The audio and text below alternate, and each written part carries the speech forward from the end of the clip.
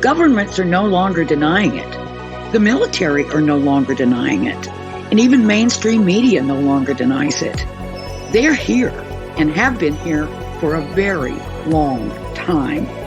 The Mutual UFO Network has been on the front lines uncovering the truth since 1969.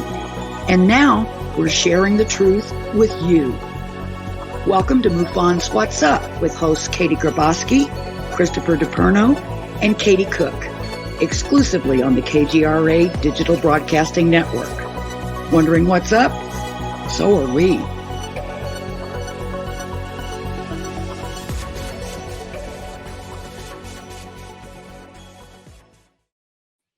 What's up? It is Tuesday night, and I do mean Tuesday, 02222022. And the funny thing is, I get up and I check the local weather, and what is the temperature? -2 in Denver, 2 degrees in Colorado Springs. So I hope you guys are ready for a terrific night. Okay, I'm going to stop. You are listening to MUFON What's Up Radio, that show that says discovery starts with curiosity and curiosity starts with MUFON. Brought to you by kgradb.com. Please go to their website and check out all their great content. Oh, Captain's here too. We have a great show for you tonight. We have Sev Tok coming in. We can't wait to have her on. First, as always, we are sponsored by MUFON, the Mutual UFO Network, asking that all-important question, are we alone in the universe? Also, we have our MUFON registration for our symposium up. I hope you go and sign up and register. Our guest tonight is actually going to be emceeing that great event, so I hope to see you all out in Denver. So I would like to introduce my awesome co-hosts. First, we have Katie Cook. She has been into the UFO and paranormal for a very long time, and you see her on country music television. Welcome, Katie. Hello, 22222. That's a good sign, right? Yeah, I hope so. I hope, some scary things are on their way right now. I mean, you know, Russia, Ukraine, all that stuff. So I'm hoping, send out good vibes. Any good news we can get, I'm welcoming it. Also, I'd like to welcome Chris DePerno, New York State Director, and he is also on the ERT team. Welcome, Chris. Wow, -2. We put gym shorts on at -2. Probably -22 out there right now. -2. I'm ready to go out and play some tennis. You're one of those guys, huh? It gets -18, 19 below. I mean, it's minus, for God's sakes. If it thaws ice, we think it's part spring. So -2, I'm not going to have a whole lot of sympathy about that one. Okay. Oh my God. Right. So, Katie, what do you have to kick us off with tonight? Well, you know what? I'm going to start by saying this. I've been in weather that cold with big hoop earrings. They froze in my ears. And I was like, all of a sudden this pain shot through my head. And I was like, what is going on? And somebody's like, take your earrings out. And I was like, oh my God. So I'm clearly not built for that kind of weather. Did you ever have your tongue stuck to a pole, frozen to a pole? I did that in once a Christmas as a kid. Story? I never do it again. But I mean, that's how cold it gets up in this godforsaken country. Tip, you need warm water to get up. Don't just rip your tongue off that pole. Pour warm water and it just comes right off. Yeah, when you're 12 years old, you're not that smart. That's true.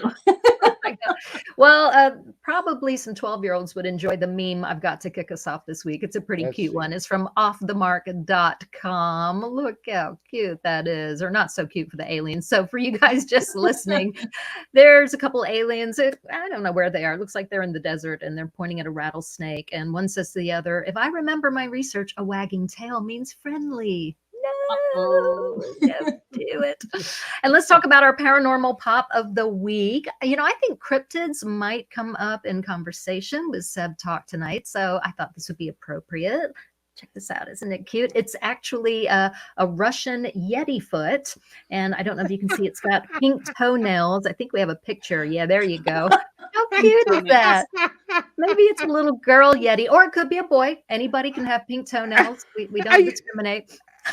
I think people with foot fetish would really like that. Can you imagine chopping on a hairy toe with pink finger?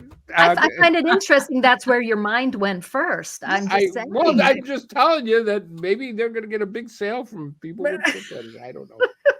And of course, as always, you can get these at paranormalpops.com. All right, I want to see what you guys think of this because I found something that's definitely going on my Christmas list. A galaxy jumpsuit. Thanks to my friend Michelle up in Canada for sending me this. How cute are these? Jumpsuits coming back, huh? I know they totally are, and that looks so comfy and it looks like good quality. But my favorite part is probably the little butt zipper. Oh no, for the outhouse. I mean, come on. Yeah, exactly. When you're like Chris and you're in like 18 below and you don't want to take your whole jumpsuit off, you know. So this is from Uni Chillwear, a Canadian company, actually started by a former pro hockey player, apparently. And you can order these at unichillwear.com. I want one. I'm just saying. Does it come with acid? Does it come with LSD with all that psychedelic stuff? I look at that, man. That's either a great trip or a bad trip. I don't know. One or the other. I say good trip. Yeah, I'm not thinking acid comes with that, but hey, that's a good marketing idea. Maybe reach out to the company or not. Don't get yourself thrown in jail. All right. I'm assuming you have some news for us this week, Chris. Yes, I do. All right. Amanda, are we ready for the news? Let's go with it. Fishermen filmed a UFO escaping military aircraft by diving into the ocean. That was one hell of an escape. Anyways, this is probably one of the most interesting UFO sightings I've seen. And I don't know if it's real or phony, but I love it. Probably because the fisherman and his crew were at the right place at the right time. The video was filmed by a Spanish fisherman. In the video, a UFO escapes from military aircraft diving into the ocean. This UFO encounter gave birth to its own status of government cover-ups. This time, it will not be about the United States. That's a new one. But about the Spanish government. In fact, the Spanish Air Force was involved. And we can see they are ruthlessly pursuing this object. Yeah. Until the object literally gets tired of playing and dives into the ocean right in front of the fisherman. A fisherman has decided to go public with what he says he experienced while on the boat. While some military planes are chasing this foreign object, it makes a dive and it falls right into the sea. Then a helicopter of unknown origin flies over the boat and orders the fishermen to hurry up and get out from wherever they came from. Amanda, let's take a look at that video.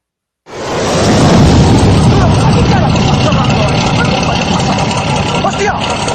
¿Qué es lo que es esto? Pero esto no es normal, ¿eh? ¿Pero qué coño? ¿Qué carajo pasa aquí? ¡Me cago en Yola! ¿Pero qué carajo está pasando aquí? ¡Hostia! ¡Vamos la hostia! ¡Cago en Yola! ¡Va la máquina! ¡Va la máquina!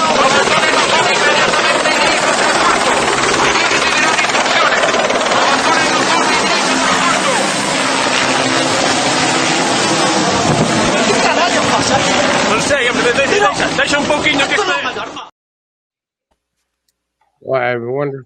I bet you there was a lot of four-letter words out of that conversation. But anyway, Katie, what do you think of the video? You think it's real? Which Katie, Cookie or Grabowski? I call you Cookie. I'm talking Katie. Okay. Well, first of all, before you see the big splash, there's another like splash. What was that? So I want to I don't know. That was my first thought. Is that even real? I don't know. That's wild. That's all I have to say. I was like, whoa, what are we looking at?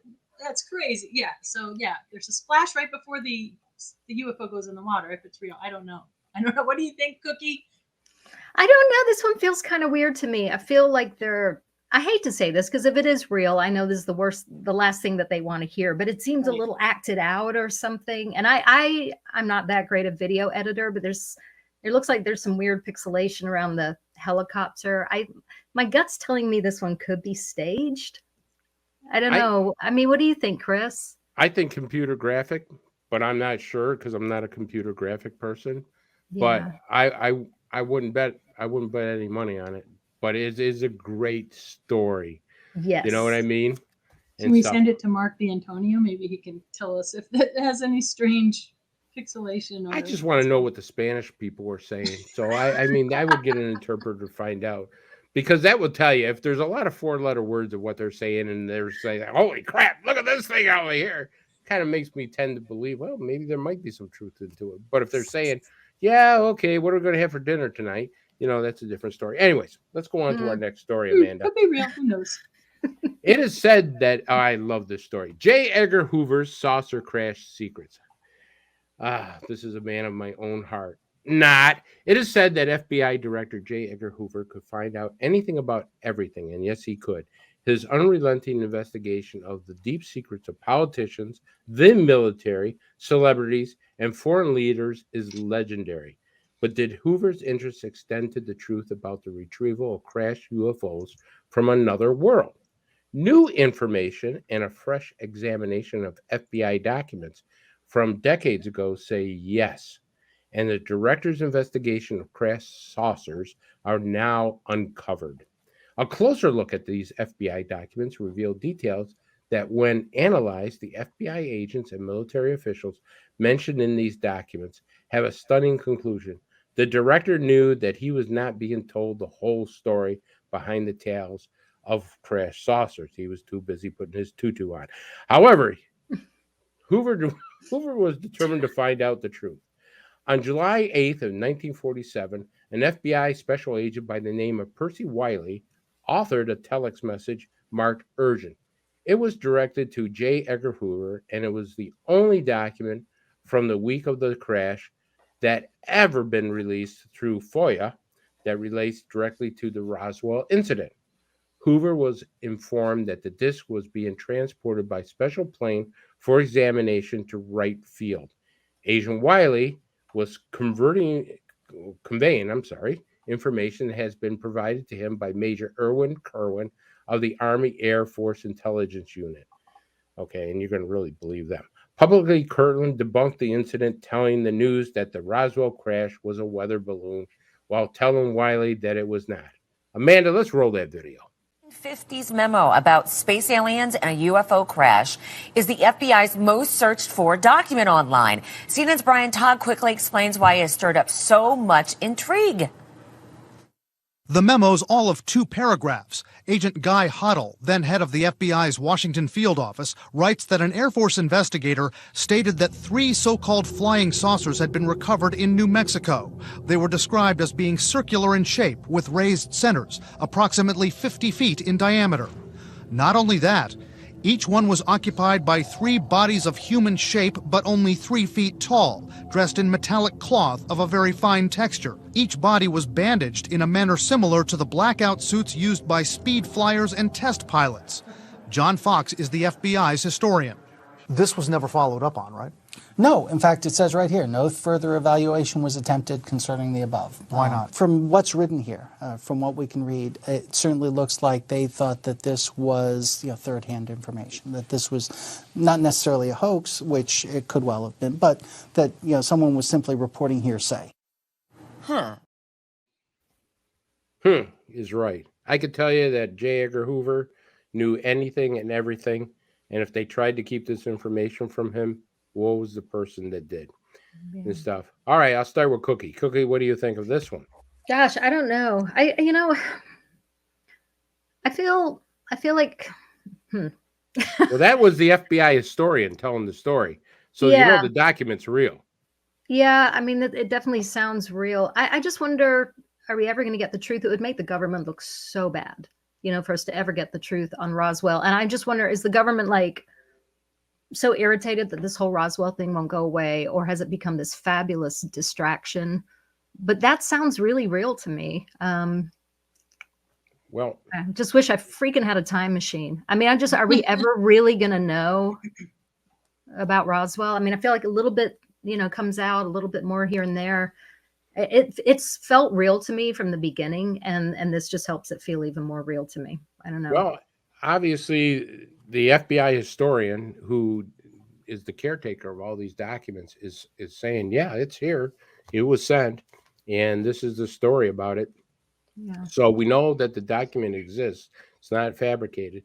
But the matter is, the one thing that I can tell you right now, working with the FBI in my past, they still talk about J. Edgar Hoover. You don't keep anything from J. Edgar Hoover if you want to keep your job and live in the United States, because he was notorious for making sure he knew anything and everything. So, like I says, in between his escapades, he made sure that he was on top of stuff.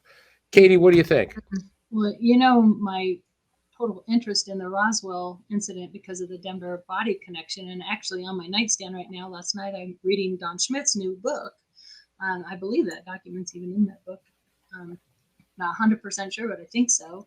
And what fascinates me, I mean, first of all, I have so many questions in my mind, like why are some presidents in the know and others are not, and they're just completely kept in the dark? I mean, Eisenhower, for one, I think during those years, Hoover, Nixon, Eisenhower, they were really in the know. And then I know a lot of ufologists believe, the Bush Senior, not so much Bush Jr., is in the know. So what is that about? And number two, in Don talks about in his book, and when he was here and I was talking with him about the Denver body connection, yes, most of the bodies went to Wright Pat, but out of Lowry, we had the Army Air Force, came Air Force pretty fast after that, were out there on the scene, and one of the bodies was taken, I believe it was Fort Worth, Texas. And I believe one of those bodies ended up at Fitzsimmons Lowry and was autopsied. And it's this long story. I've been investigating this now for almost 3 years now. And there's a Mason connection, there's an Eisenhower connection. And so I find those documents to be actually very, very real, very, very much so. And I do believe Roswell was a real event. Yeah. Well, people, let us know. You decide truth or not truth. All right, and that's the news for the week. All right, Awesome. good stuff. You always have good the best stuff. Well, Katie G, have you got a case of the week? I do. All right. I really like this one. So let me read you. This is case number 119969. It occurred December 22nd, 2021 at 6:30 p.m. It's out of Granger, Iowa. It's a category 1 case. I believe it should have been a category 2, but hey, what do I know? And the witness witnessed 2 glowing objects. The wind speed was at 9 miles per hour. So the witness description is pretty short, but then I want to read you some investigator notes before I show you the videos. So the witness description: I am an Amazon delivery associate, and while on my route, I happened to see a glowing orb that seemed unnatural. I didn't have my phone, so I ran to the van, and as soon as I searched the sky, it had disappeared. So as I turned to go back, another appeared, and then I started filming. So here are the investigator notes on this case, and they're pretty important. This is why I wanted to read this to you before you watch the video. It says the object in the video appears flame-like in terms of color and flickering. It also was moving south against the direction of the wind, coming from the south-southeast at 9 miles per hour, until it appears to stop. The object appears too large and bright to be an airplane or a helicopter. There is no sound recorded. It also appears too bright for a typical drone that may have been equipped with more than just red lights. Approximately 5 U.S. Army Black Hawk helicopters were in the vicinity of the sighting. This is highly unusual, a level of a helicopter activity for a typical night in that area. The helicopter's flight paths were very erratic. The distance of the object from the witness is difficult to determine, although in the video there's 2 telephone poles, so I think you can maybe possibly figure out somewhat by those. I'm not sure though. The object also appears to have some similarities with flares launched from a helicopter, for instance, such as color, magnitude, and the manner in which the object flickered out. However, flares do not typically travel horizontally and then come to a stationary position. Flares tend to fall vertically and at altitude. Additionally, a flare appearing this close would assumingly have an associated aircraft source with which likely to be heard in the video, which you can't hear anything in the video. The object also appears to have some similarities with a Chinese paper lantern in terms of color, magnitude, and the manner in which it flickered out. Also, Chinese lanterns are often seen in multiples, which may explain the witness's additional sighting a few minutes earlier. However, the object does appear to move against the wind and then stop moving altogether, which is odd for a lantern that would normally be carried on the wind. So it was classified as unknown. And I also think it's important for FIs. I love the investigator notes. So if you're a field investigator out there, that's what we like to see, is why you came to the conclusions you came to. And I think that's a great example of that. So Amanda, if you want to run the original video, and then I have a short and slow-mo lightened modified video to show. I am in Granger, Iowa right now. And I seen this orange light floating in the sky, and I asked it to come back, and it came back.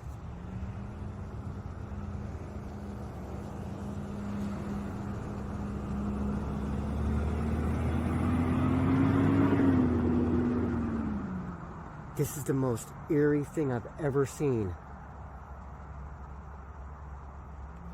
It's just, oh my God.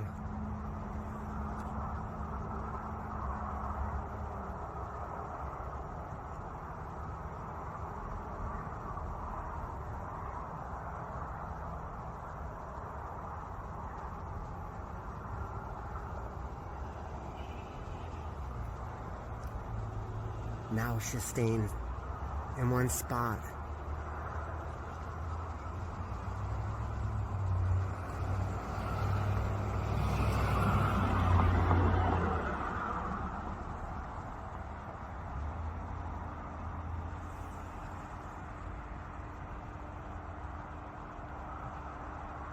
Oh, it's starting to dwindle now.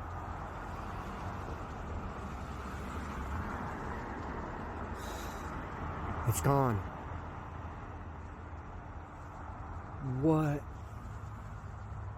Oh my God. It's gone. It flew from over here and just went all the way across.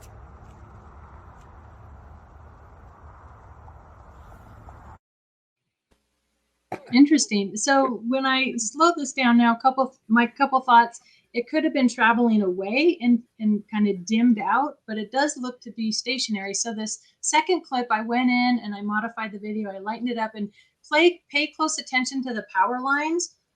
Right after it flickers out, you see this flash of light, which is interesting. I couldn't figure out what it was. So if we want to roll that second part, it's like 40 seconds long. I put a little music to it, so on the radio it's not dead quiet. Thanks, Amanda.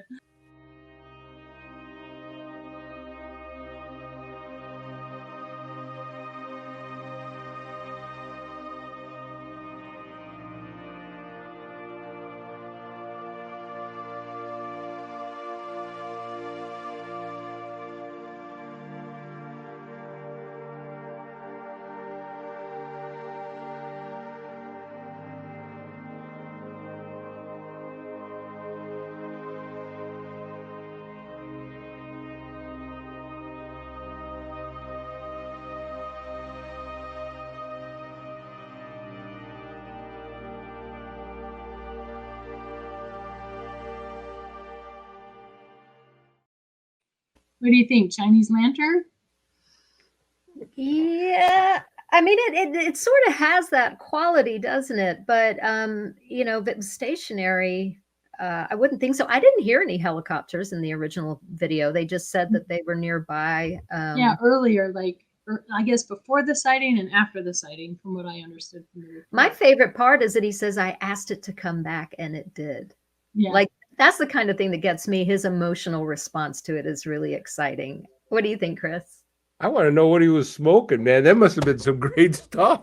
I mean, look, it's coming back. No, hey, Chris. I better tell you, I have done a lot of things that are very frightening in my life. And when I first saw my UFO, the crap that was coming out of my mouth and everything, and this guy is just like, wow, man, look at this thing in the sky. It's flickering, and it's like, it's coming back when I call it. I mean, come on. But I mean, I'm not saying it's not real. I'm just saying that this guy, he must have had some great bourbon, or he must have been smoking some ganji that was absolutely great stuff. But I will tell you, some of our listeners have mentioned that one thing that they did say, that it might be a Chinese lantern, which I agree with Cookie. It could be. We just don't know. Some way it flickered out. That was a good thing that came from our chat. And the other thing is that, we got to investigate all this stuff. It may be not anything good, but in order for us to know what the real deal is, we have to look at all these things. So, right.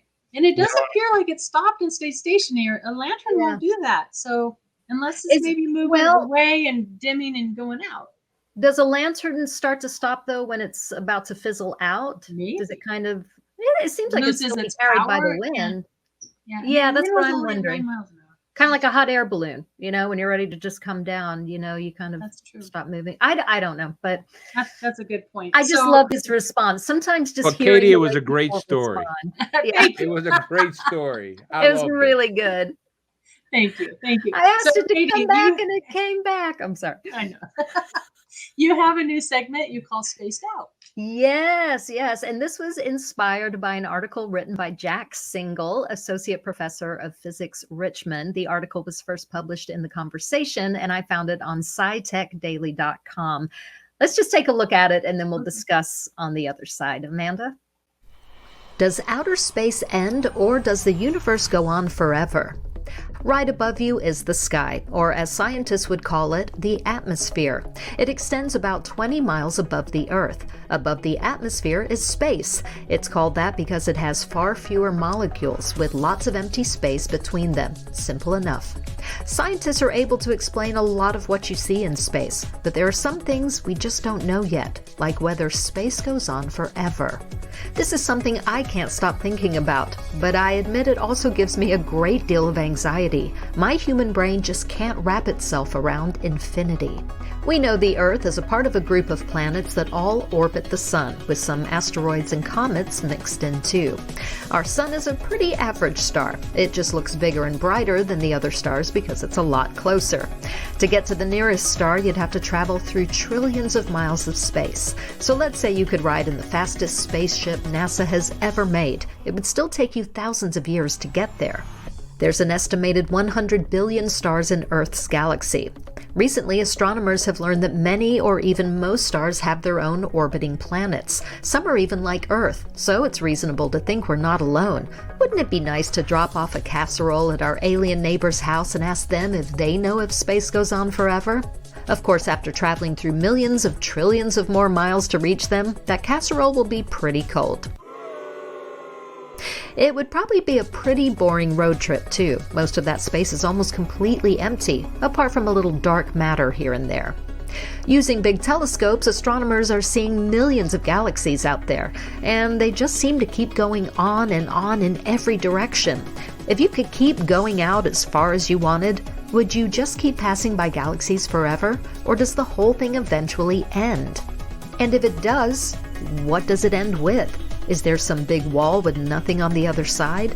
Many think it's likely you would just keep passing galaxies in every direction forever.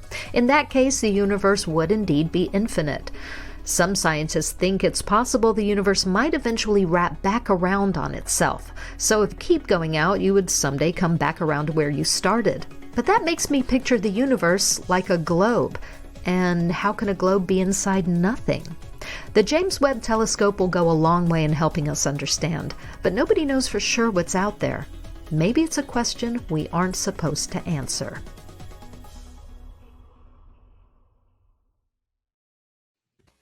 Makes me think of the Truman Show. It hurts my head. I seriously want to talk about this. And I realize that our viewers, they're so smart and they're very, very familiar with how large space is. I don't mean to sound like I'm, talking to a kindergarten class, but I just want to get us all thinking about this and talking about it because I'd love to get some comments like, it hurts my brain when I try to picture something going on forever. I've spent hours and hours of my life trying to grapple with this. And it's just something about the human mind. You just feel like it has to come up against an edge. And I think something's actually, one of our viewers was actually writing something just then about that. But wait, does this drive you guys crazy like it does me? I will tell you this. I think there's more to this mystery. Well, first of all, I heard that the universe is constantly expanding. Mm-hmm. So there's no end to it that way. But what if, let's throw this theory out. What if it's a circle? What if you just go and it curves and it comes back around again? But what's the circle inside of? Well, I don't know. Juicy fruit, for all I know. How do I know? I mean, if I was that smart, do you think I'd be doing a radio show here or be at MIT teaching?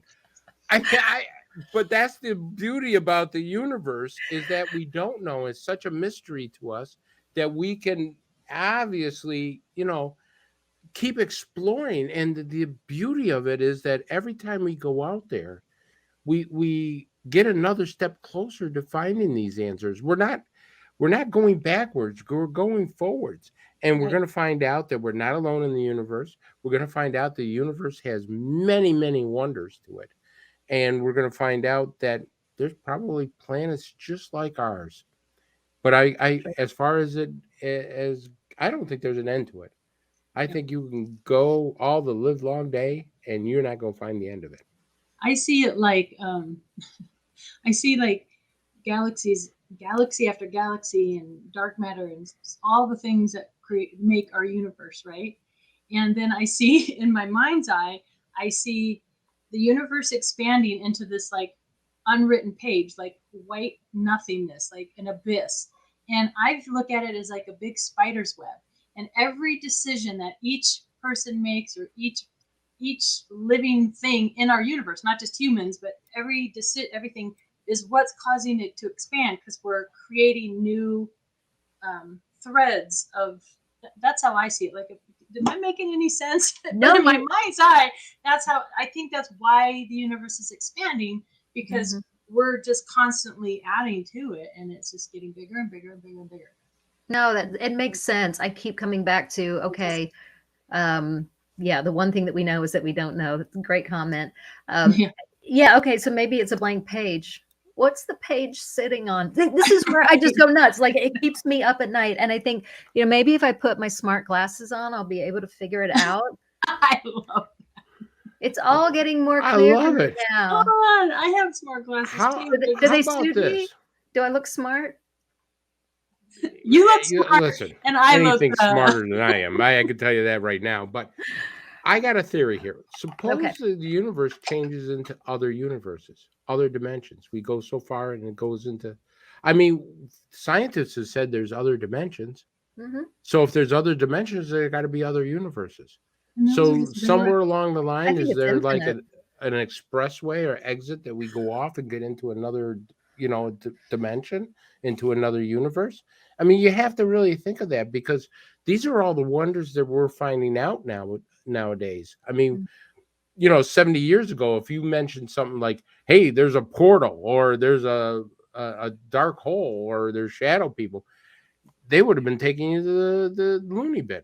But nowadays, people are accepting all these theories and saying, yeah, there's something to all that. Yeah. The James Webb might have some answers for us. I can't hope wait. so. I hope we're ready for it. I bet our guest tonight has a few. I bet she has some thoughts I bet on she that does. too. Yeah, I think it's a great time to bring her in. What do you guys say? Yes. All right, let me read her bio here. All right. Sev is a speaker, author, spiritual counselor, and lifelong experiencer. Originally from Istanbul, Turkey, she immigrated to the U.S. as a little girl, not knowing English as she started first grade, and earned a Bachelor of Science degree in biology from Loyola University. Sev's ET contact started at age 10, which she kept secret until 2017, when Grays burned X marks into her back. This ET contact prompted her to come out in 2018 as a speaker at AlienCon, and through her book, You Have the Right to Talk to Aliens, endorsed by renowned UFO researcher Kathleen Martin. She is currently working on her next book, Alien Wisdom.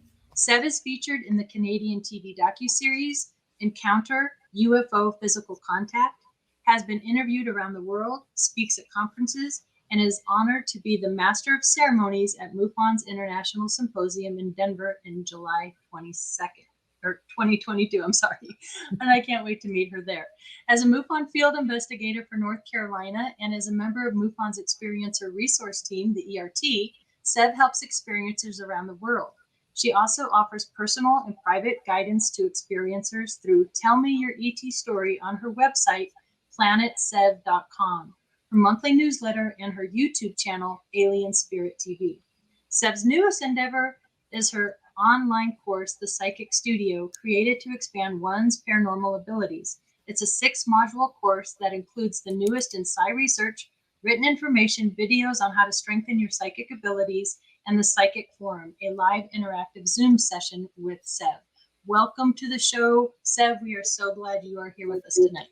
Hi, I am very happy to be with you and with your listeners and your viewers. Thank you so much. Thank you for coming, Of Sev. course. Yes, I would just like to kick it off right away and start with your childhood visitation experience, how this all got started for you. Okay. My earliest conscious memories are visitations that started when I was 10, and they continued for a couple of years until I was 12. And so I was in 5th, 6th grade, and there were so many visitations that I actually lost count. And I would find myself outside, and a spaceship would come. And it would come and hover right over me. I would be standing underneath it. And it would just be taking up the entire sky. It was so big. And I was so happy to see this spaceship. It was like I was seeing my brother.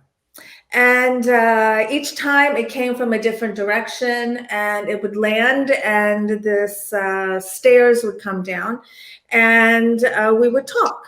And he resembled human. He looked more human than not. I do remember that his ears were just slightly different. They were just a little bigger and a little more almond shaped, but not like Spock.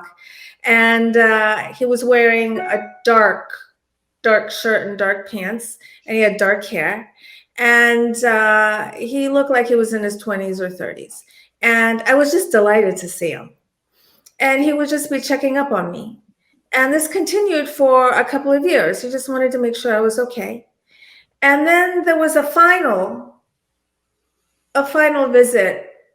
And this time, what was so different about this one was that this time I was with a group of children, and I had never been with children before. It was just him and I. And we were lined up, and I didn't look into their faces, but we were all about the same height. And we were watching the spaceship go away, and we were really sad. And I knew that he was leaving, and I didn't know when I was going to see him again. And I just heard in my head, it's time to get to work. You got to do what you came to do. And then ding, I find myself in my bedroom. I have to get ready to go to 5th grade. And I didn't tell anybody this. I could have told my parents, because my parents were very open and they were believers, but I didn't. And I don't know why. And I also didn't know what it meant when I was in 5th grade to do your work. Now that's starting to make sense, decades later. So those are my first conscious memories. Let me take you back again, because you said something that was very interesting, and I read your bio. You have an amazing bio, by the way. And so let's go back to 2017. You know, you're around 10 years of age, correct, Sev? In 2017? Yeah. No. How old were you around there? 2017, which was just like 5 I'm years sorry. before. Yeah. Where did that come from? See, anyways, let's go back to when you were age 10. Okay, so 1973. The cat distracted me. I saw the cat and I go, oh my God, she's being abducted right in front of us. So anyways, we'll go back to your age 10. And the next thing you know is you, for some reason, you get branded almost, right? There's an X mark that's put on you. That happened in 2017. That's what made me come out. See, that's what made you come out. Okay, I was right. Yeah, it was Get that alien out of there. Okay, go ahead. Right. So for decades, I had ET contact, and I just kept it quiet, and I really didn't share it with anybody. And I would say around 2010 is when things really started to ramp up. Sorry. Because I ended my marriage, and I was living on my own in Baltimore, Maryland, and just everything, the contact was amazing. It was constant for a few years. And then I moved here to the inner banks of North Carolina. I'm right on the water here, from Capitol Hill, Washington, D.C., where I was living before I came here. And things were happening. Things were pretty active. I had gone to Roswell and I had made contact with Grays there, and that was an interesting experience. They gave me a lot of information about the hybridization program, and other things were happening, but I wasn't talking about it freely at all. At that time, I was with my ex-boyfriend, Patrick. We're no longer together, but Patrick was a big support for me. And he knew about some of the weird things that were happening. But even with him, I didn't go into any detail because I was in major denial. So we moved here September 2017, and my second night here, I get marked by a gray, and I have pictures on my YouTube channel and also on my website. Yeah, there it is. There's the X. So I was in the kitchen unpacking, and one morning, and I felt something bit my butt, and it really hurt. So I yelled over to my boyfriend, Patrick, will you please look at my butt? So I think something bit it. Okay. So I walk over to the living room, I bend over. He's like, yeah, look at your butt. And there's just silence. He's not saying anything. And I'm starting to get worried. And I'm like, well, and he goes, yeah, something bit you, but there's also a red X.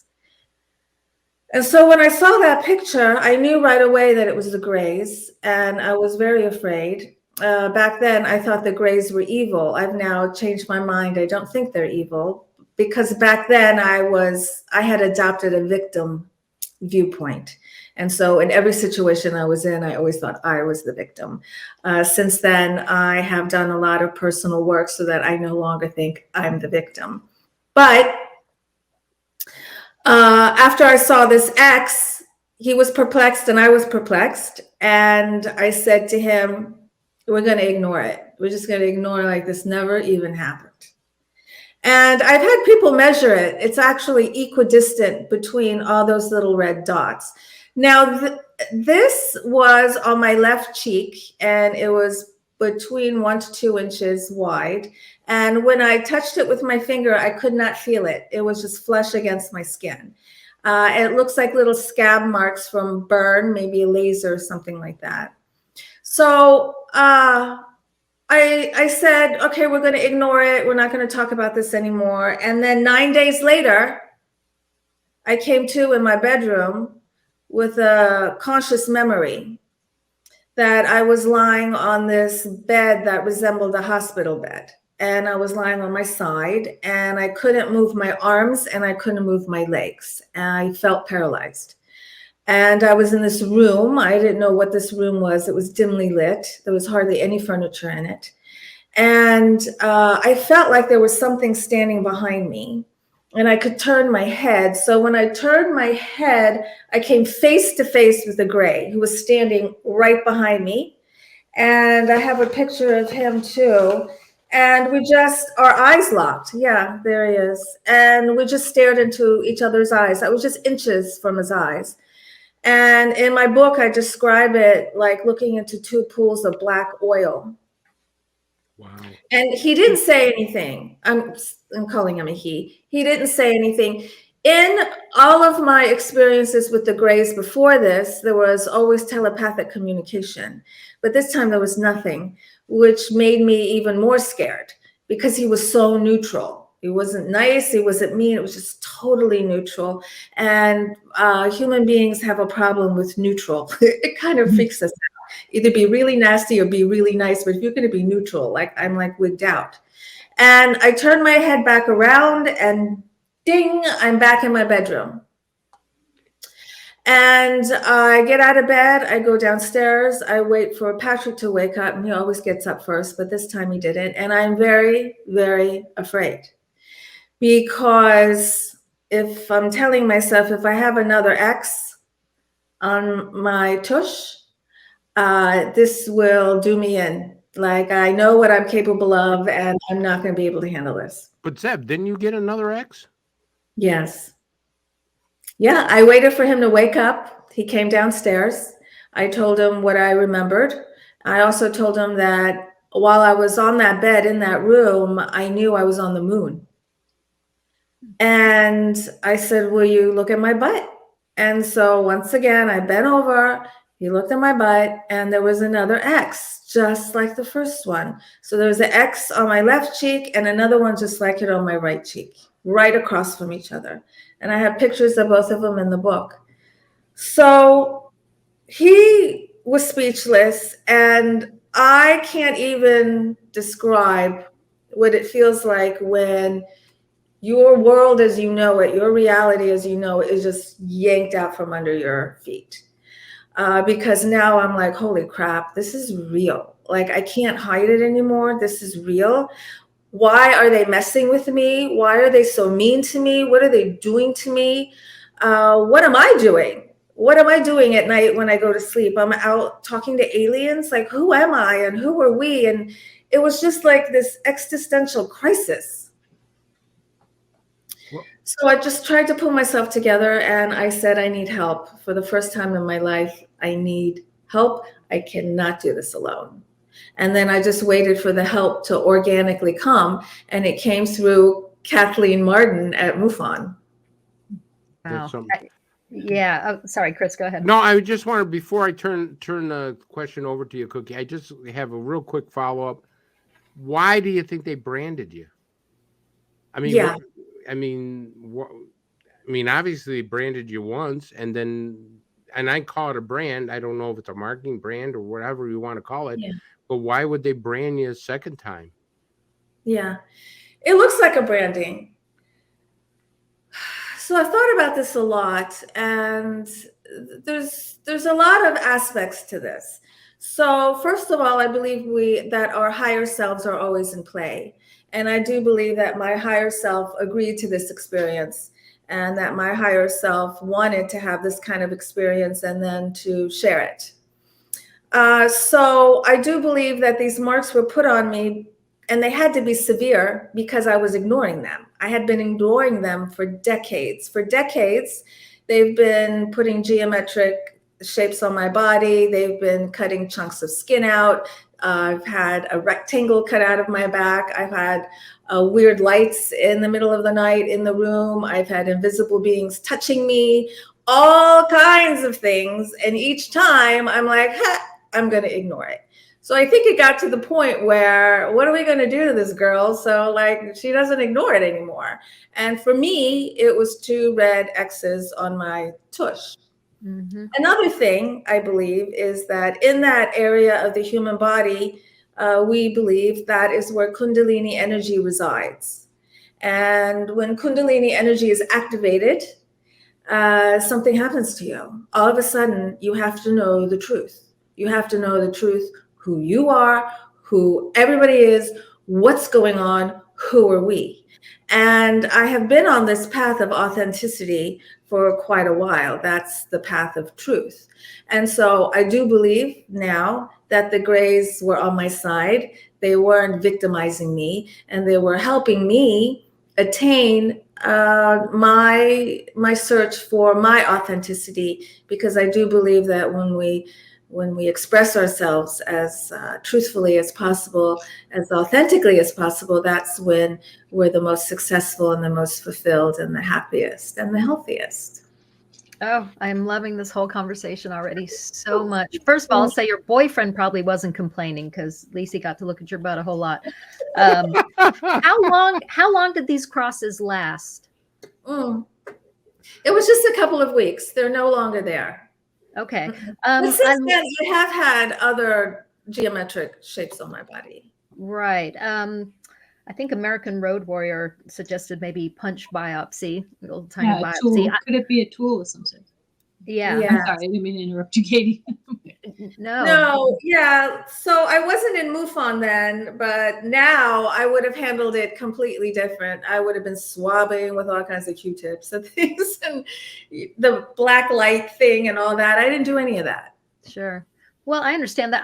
Let's just visit real quick. You said you don't feel like the Greys are evil at all, that you were in a victim mentality at that time earlier. It really scared you, but you now feel like there was an agreement there. I'd love to talk more about that. Do you feel the Greys, do you feel like they're AI, more artificial intelligence? Can you talk about that? Mm-hmm. From my experience, from what the Greys told me, and also what I learned from my MyLab experiences, because I have conscious MyLab experiences too, which are military abduction. And I just recently started talking about my MyLab experiences.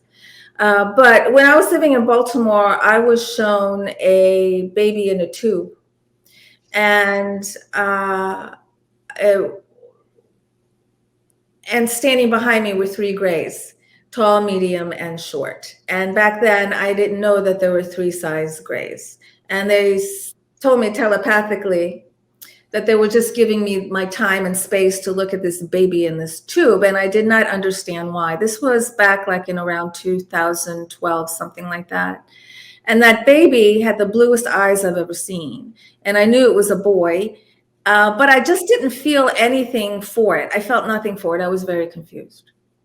So I learned there in that experience that the Greys come in three sizes. Now, in a MyLab experience that I had, some MyLab experiences are okay and some are not pleasant. This one was okay. I was in this room, and I've been in this room before. It's like a underground, like government office. And I'm sitting at this desk, and I'm always with these men. They're like government, like young men. They all look exactly the same. And I'm looking into the office next to me, and the half of the wall is glass, so I can see into that office. And there is a Grey that's escorted into the office across from me. And this man standing next to me says, "That's the original Grey." And then that one's taken out, and then a smaller one is brought in. And he said to me, "That's the hybrid of the original." And then that one was taken away, and then the little one was brought in. And he said, "That's the hybrid of the original." And I understood with each hybrid that there was a less consciousness and a less sentience.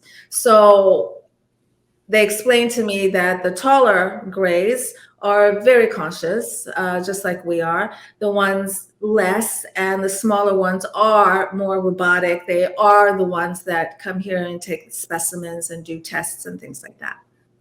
Wow. We're getting close to a break here. And when we get back from break, I really want to expand on this whole notion of what the hybrid program is all about, and what are they trying to get from the hybrids. I mean, what is their ultimate goal? And I don't know if you have the answer to that. But one question I do have really quickly is, how long did it take for these X's to fade away? Are they still there? Are they visible? Can you sort of see them? And did you experience any other symptoms right after the event? No. The X's lasted for a couple of weeks. They're no longer there. And you asked me if I experienced anything else around the time of the X's? Yeah. Any other symptoms, physical symptoms or anything like that right after those? Oh, physical symptoms. Yeah. No, it was just major confusion and just not knowing where I belonged or not knowing anything. It was a really confusing time.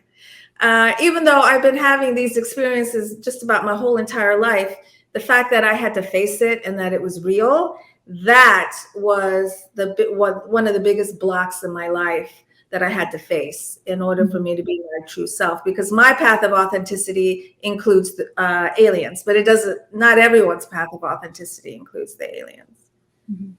And do you feel like they were perhaps putting you on a path, do you feel guided by the ETs, or do you have separate guides, angel guides, ET guides, or is it, we have Yes.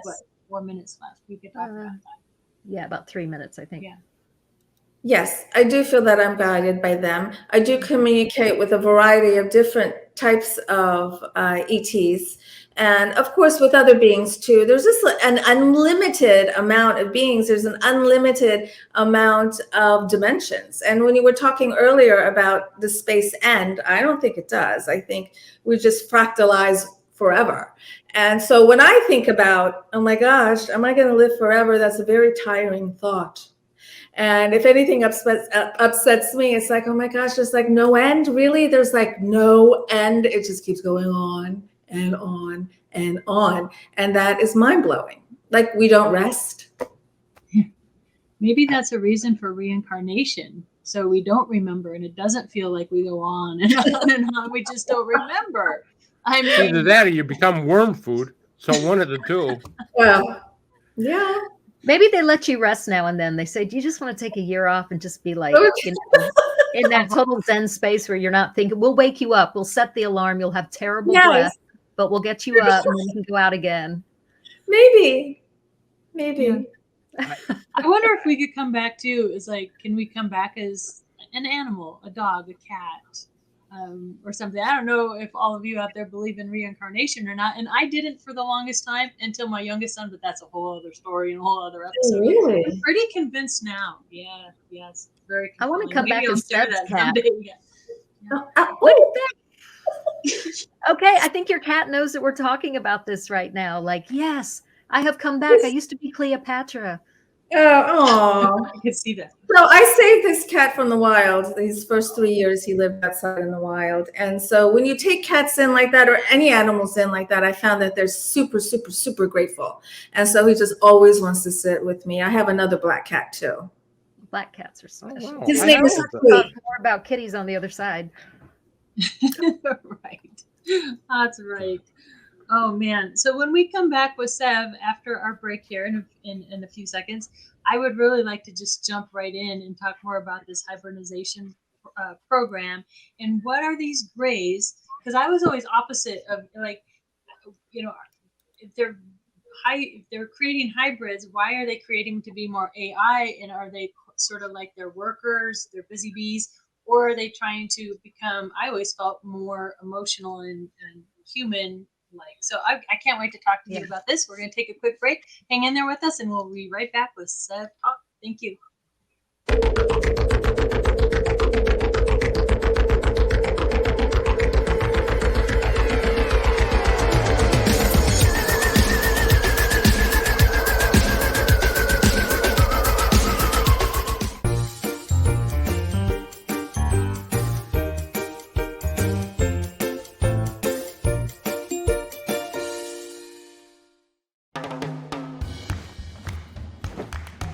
I don't want to talk about it.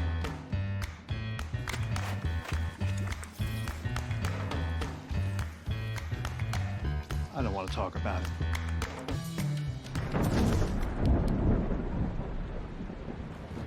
Families don't have to talk about everything, but they should talk about how to plan for an emergency. Get tips and resources to make your family's emergency plan.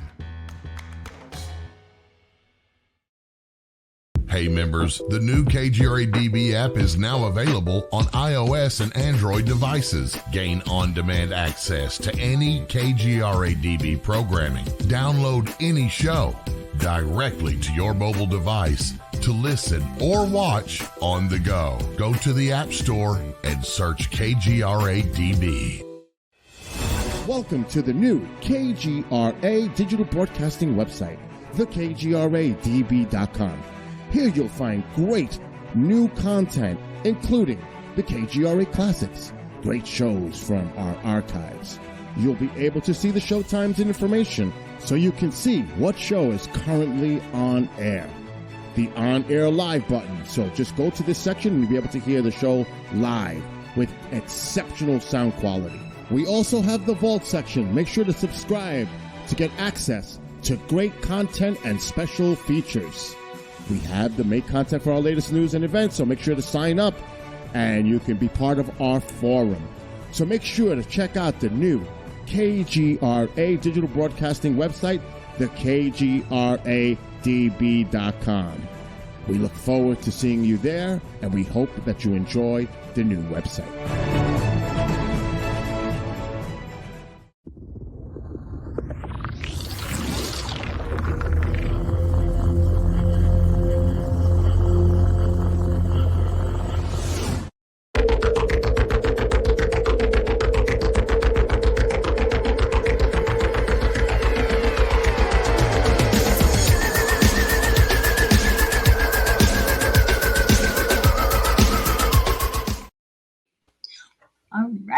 always get our groove on at the break. Wake up, guys. And I'm allergic to cats. I love cats. I love your cat. But I literally took a Benadryl and some allergy medicine right before the show. So if I end up like going, I don't know why. Oh, talking about cats, I'm a spiritual counselor and I do soul purpose sessions. And with one of my clients a few years ago, she said, Sev, there is this stray cat outside of my house. It's black. And I want to bring it in, but my husband is allergic. And so these are sessions with my clients where I get interdimensional information. And so what came out in our session was that black cats are different and that your husband won't have a problem, any kind of allergic reaction to this cat. So she thought about it and she took the cat in. And in our next session, she's like, my husband's totally fine. This is the only cat he's never been allergic to. So there could be something very different about cats when it comes to allergies. Oh, interesting. Because my daughter moved into our basement, and I think the reason the dandruff's so bad is they rearranged down there. And so even though it's blocked up and I have air fresheners and all that stuff, I think it just kind of made the dander go up. But boy, is it bad. So maybe there's like could it be a past life something to cat allergies? I'll have to talk to you later about that. Maybe you can help. Yeah, yes.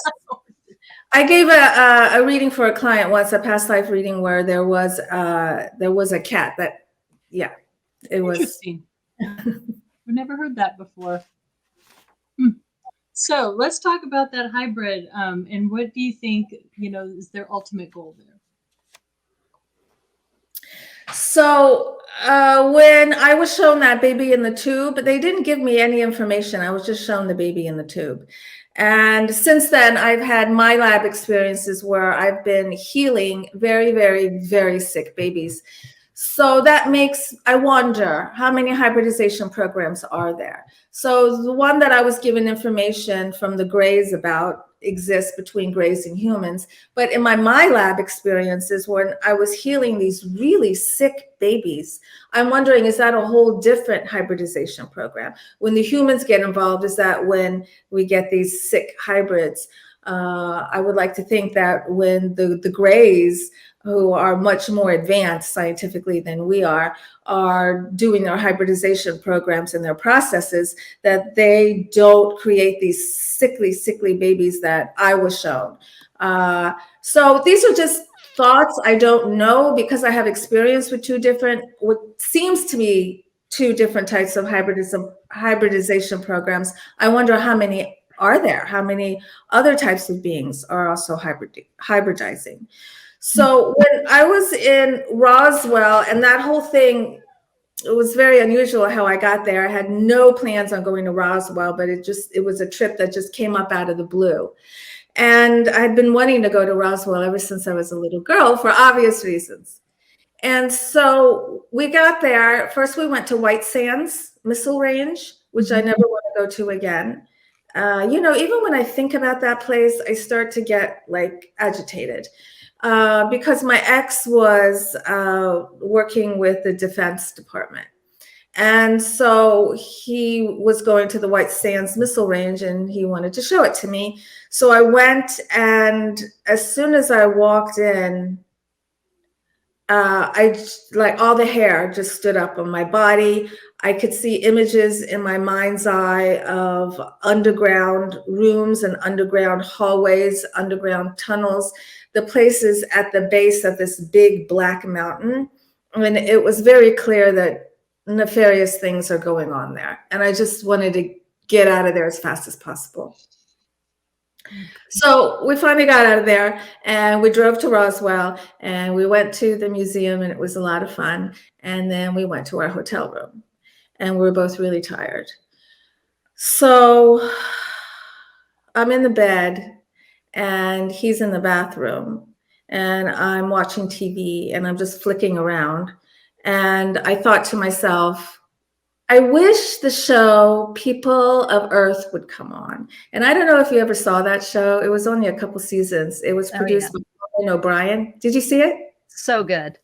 I know. I missed it. And it's this really funny take on an experienced support group.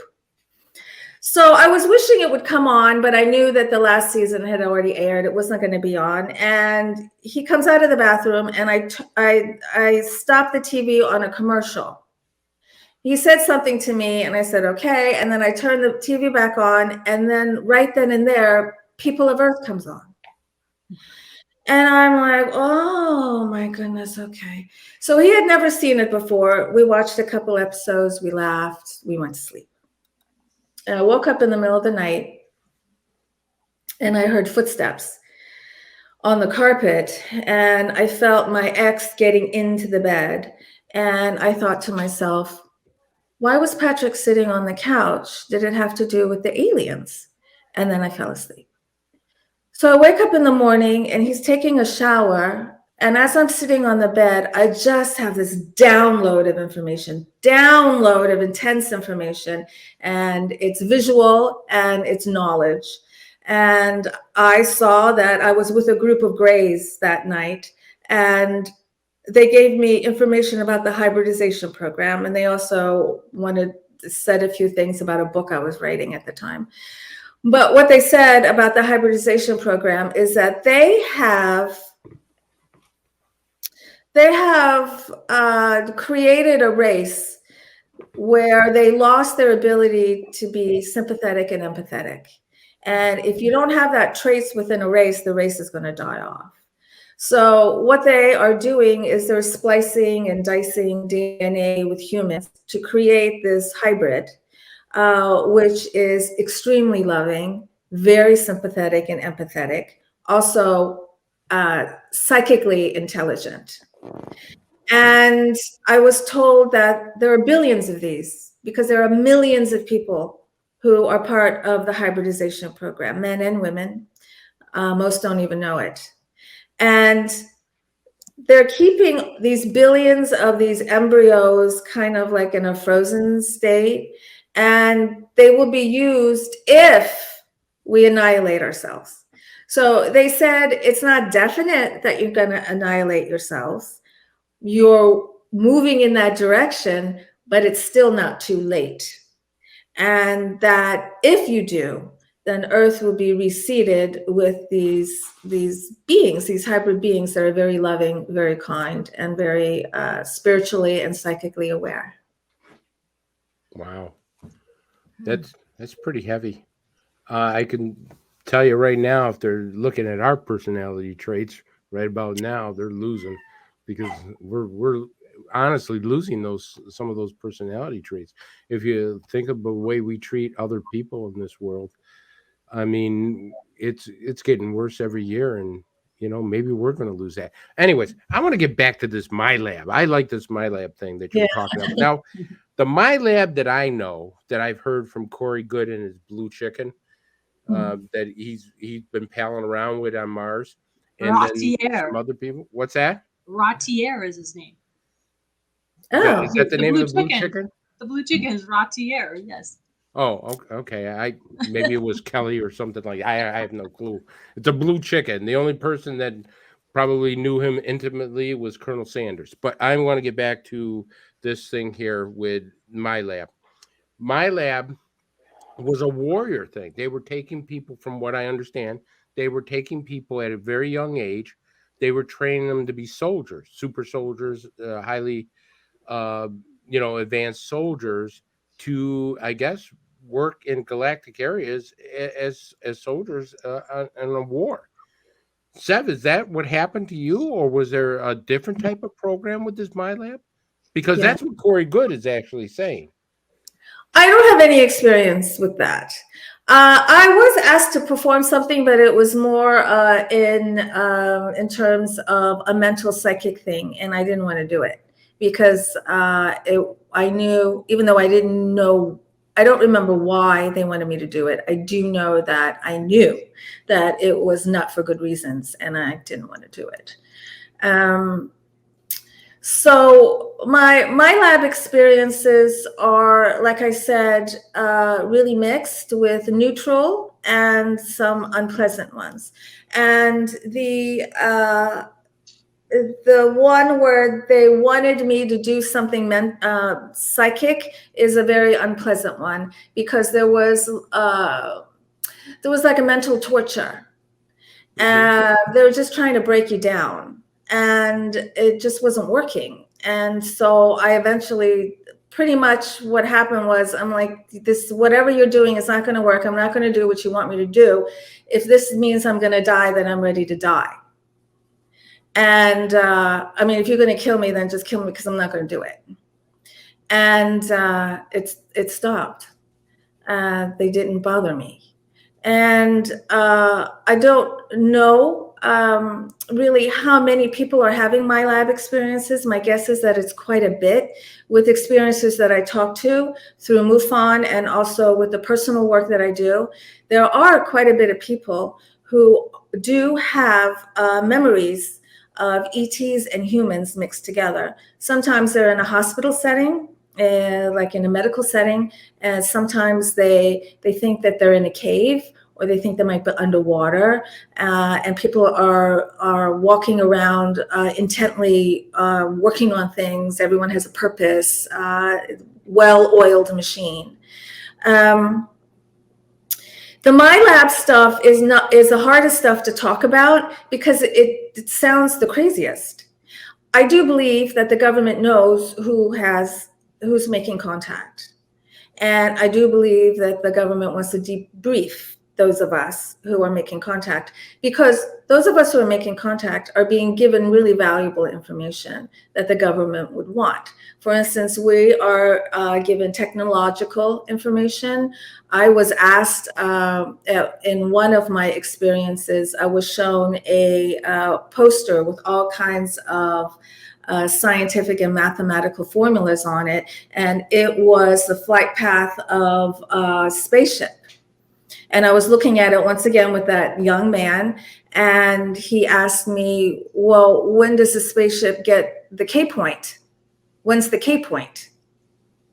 And then I don't have any memory after that. Now, I have a biology degree. I was actually pre-med, and I read up on the K point. It's a real thing. It's a real scientific thing. I didn't really understand it at the time. Interestingly enough, when I was watching the Olympics, the skiers, the ones that went and did really loop-de-loops in the air, they mentioned the K point with them. So it must be some kind of liftoff, something. Maybe one of your viewers or your listeners would know what the K point is. So they want technological information. We're also given information about the future, and they want to know that information. The government does. We're also given beautiful spiritual information. We're given very loving support and guidance. The government's interested in that, because the spiritual information that we're given makes us stronger. It empowers us, and it helps guide us into a place of personal power where you're living through your heart. And when you live like that, no one can then, put their thumb on the top of your head and control you as the government does. So this is not really information that the government wants us. The government doesn't want us all to be individually empowered, but that's what's happening. That's what this whole spiritual movement is. Yeah. I agree with that so much. This is all resonating so much. I see, Katie, we're all like nodding our head. Yes, yes, yes. I know the MyLab thing is hard to talk about, but I think there might be some people watching that really they might have experiences of their own, and they're not entirely sure if it was more of an authentic ET experience or MyLab. Could you just at least explain a little bit more? How do you really know the difference? Does one just feel a lot more positive? You explained how grays can be very neutral. How do you know the difference? Well, with me, I can tell the difference because there's human beings involved. And the human beings are very military-like, and they're kind of neutral themselves. So sometimes I had experience just with these military men and no ETs, and sometimes I had experience with the ETs and the military men, as often is the case.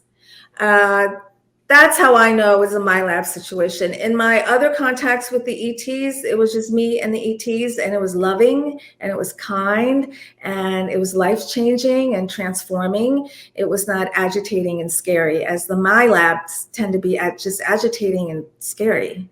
Okay. Well, that's simple enough. Okay. Yeah, that's a great answer. Thank you. Yeah, thank you.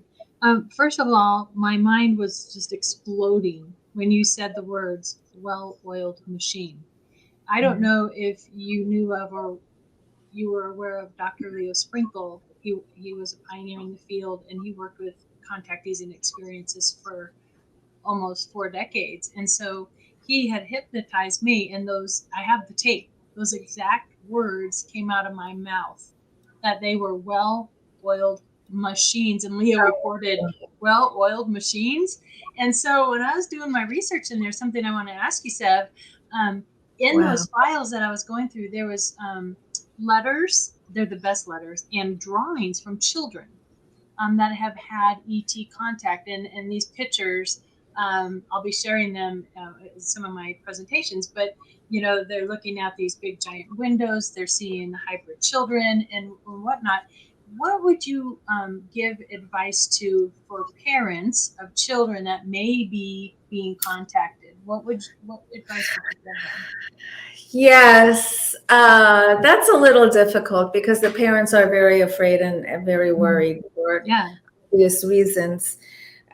So what I try to do is just remind the parent that we're all each here on our own journey for our own reason, and that your child's higher self has decided that it wants to have the experience with other interdimensional beings as well as earthlings.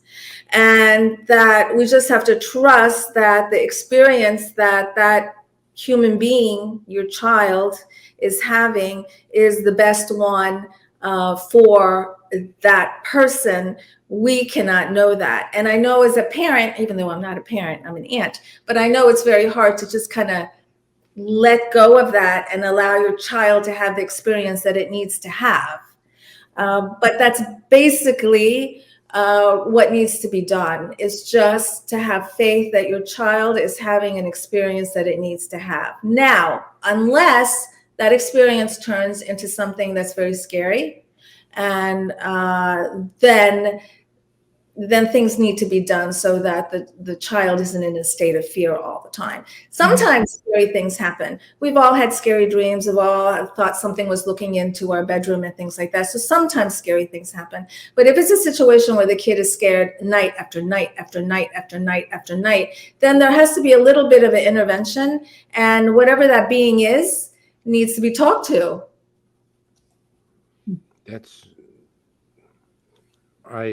I got to tell you, I think that's one of the best answers I've ever heard.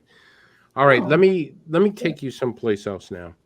You talked about the Greys. You talked about being tattooed. You talked about having their communication with them. What other extraterrestrial life forms have you been in communication with? And do they give you different knowledge, or is it all the same type of question or answer that they give you? As far as, like, if you've been involved with Nordics and reptilians and the whole gamut of them, and do they tell you different things, or is it the same kind of message? That's good. They do tell me different things. So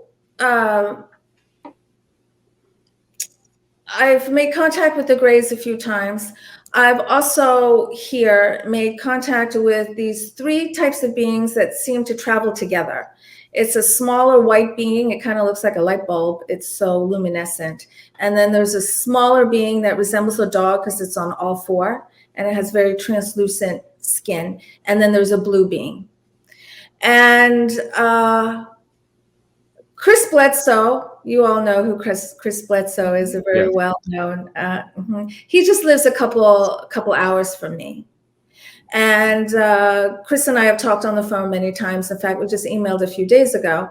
And when I talked to Chris, I didn't really understand what the beings look like that he had encountered. And then I had my encounter. And then I listened to one of Chris's speeches, and I realized we had seen the same beings. And these beings, they travel in 3 because the smaller one that is like on 4 legs. And in his story, what happened to his son, I don't know if you remember, but his son saw like this 4-legged alien like running around, and I saw that too.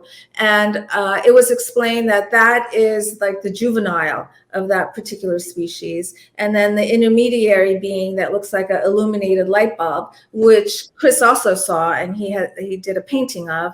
That's the intermediate stage. And then these blue beings that are larger and luminescent, which we both saw, are the advanced form.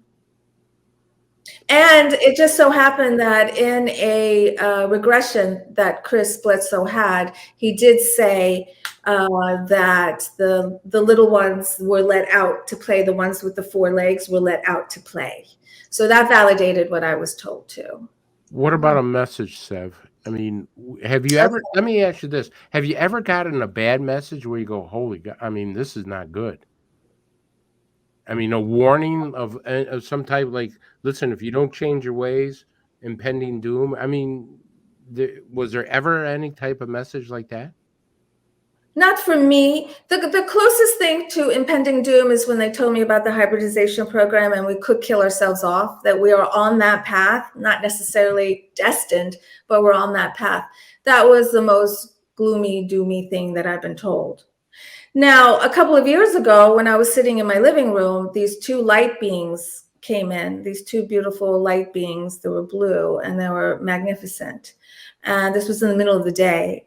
And they communicated with me, and they still communicate with me. And they give me information about activating our multidimensional DNA, why you would want to, and what that does for you when you activate it, how you activate your DNA. And they also gave me information about Tesla and Tchaikovsky and Disney, which happen to be 3 of my favorite men. And they told me that Tesla and Disney had met, and that these 3 men were channelers. They were in communication. And their work shows that. The creation that these 3 men produced are the creations of their channelings. And when you listen to Tchaikovsky music, who ever since I was a little girl was my favorite composer, it actually activates DNA within you when you listen to that music, and it helps you fulfill your potential. So it is no mistake that Disney, one of Disney's most famous movies, Fantasia, is filled with Tchaikovsky music. So actually, Fantasia is much more than a cartoon. It's a DNA activator. I watched that one a lot when I was a kid. Yeah, you were activated a lot. Oh, one of my favorites. Oh, I know we all have so many questions. This is just inspiring so much. Okay, we're talking about different kinds of beings. Can we just throw cryptids in there and just any other kind of paranormal stuff? Because for a lot of experiencers, it's not just about UFOs and aliens. It kind of opens up a whole other world. So can you speak to that a little bit? Yeah. So would a Bigfoot be a cryptid? Is that what a cryptid is? Is Bigfoot I guess so. Yeah. Mm-hmm. So Bigfoot lives here in my area here in North Carolina. Here in my neighborhood, I've actually seen him, and other people have seen Bigfoot here too. And he's also in Asheville, North Carolina. Maybe you've heard about Asheville. It's a pretty well-known place in North Carolina. It's in a vortex. I live in a vortex here. Now, there's so many different beings with so many different energy signatures. So when I help people channel, I help people connect with other beings, with ETs, and to communicate with them. And the most important thing is, what's your vibe like? What energy are you radiating? Because you're going to align with similar energy. Just like on Earth, if you look at your friends and everything, you'll see what kind of vibe you're exuding. You take a look at your life, you'll very quickly realize what kind of vibe you're exuding. With this, you have the same vibe when you're going through the dimensions, meeting other beings. So I talk a lot about increasing your frequency. If you want to channel, if you want to talk with other beings, it's very, very important. Because if you have a low frequency, you're going to align with lower frequency beings from the other strata. And They can be intimidating. They can be scary. And I actually had an experience like that with I call it an astral men in black. It appeared in my bedroom one night. I had a girlfriend come and stay with me for a few days, and it was her first night there. And she went into the guest room and I went into my bed. And then in the middle of the night, she came into my bed and I said, "What's wrong?" And she said, "I'm scared." And then I felt something behind me and I turn around and there I'm wide awake. 2 feet from my bed is this astral men in black. It's this very tall black shadow. It's blacker than the blackness of the room, so I could see it, wearing a hat just like a men in black does. And it was just standing there looking at me, and I could feel its energy come out of it and then come into me, like come into my chest, and it like wanted to grab me and pull me out, like it wanted to pull my essence out. And it was very strong and it was very scary. Now, I have learned that I'm in control. Whenever we come in contact with any kind of being, you're always in control. So I put up an energetic fight and I told it, I don't have what you need. You feed off of fear. I don't have it. You gotta go, you gotta go, you gotta go. But it put up a fight. Finally, it left and I was exhausted and I went to sleep. I woke up in the morning, my girlfriend was not in the bed. And then we talked about what happened to her while that was happening to me. But I learned in that experience that it is very easy to be consumed by these lower frequency beings, very easy, because you forget that you're in control. So that's really the biggest message that I give to anybody who is channeling or communicating or even meditating, because you do meet them in your meditations.